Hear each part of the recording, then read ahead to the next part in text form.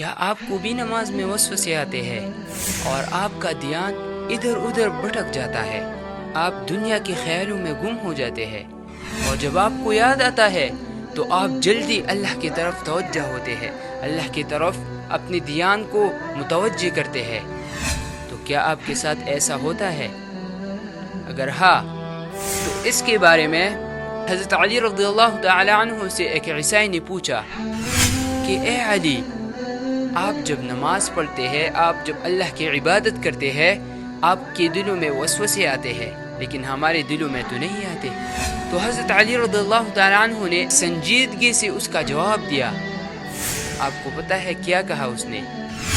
تو حضرت علی رضی اللہ تعالیٰ عنہ نے کہا کہ اے عیسائی، تم مجھے بتاؤ کہ جب دو دکانیں ہوں گے اور ایک میں سونا یعنی گولڈ ہو اور دوسری دکان میں بیکار سی چیز ہو، تو آپ بتاؤ کہ چور جب جائے تو کس دکان پر جائے گا؟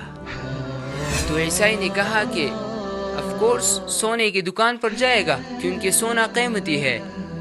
تو حضرت علی رضی اللہ تعالیٰ عنہ نے فرمایا کہ اسی طرح ہم قیمتی ہے تو شیطان جو ہے ادھر آ کے وسوسے ڈالتے ہیں اور ہمارا دھیان جو ہے اور توجہ خراب کرتا ہے، کیونکہ ایک ایماندار انسان اور ایک مسلمان جو ہے قیمتی ہے۔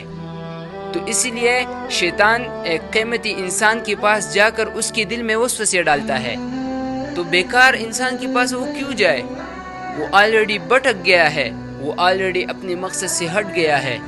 اور دوسری طرف حضور صلی اللہ علیہ وسلم نے فرمایا ہے کہ جب بھی کسی کا دھیان اور توجہ نماز میں بھٹک جائے اور وہ اس کو دوبارہ لانے کی کوشش کرے، یعنی اپنے آپ کو اللہ کی طرف متوجہ کرنے کی کوشش کرے اور نماز کی طرف توجہ کی کوشش کرے، تو یقیناً یہ ایک بڑی جہاد ہے اور یہ ایک بڑا عمل ہے۔ دھیان اور توجہ نماز میں ہٹے تو یہ بات یاد کر کے اپنی توجہ اللہ کی طرف کرے، اور یقیناً یہ آپ کا ایک بڑا عمل ہے۔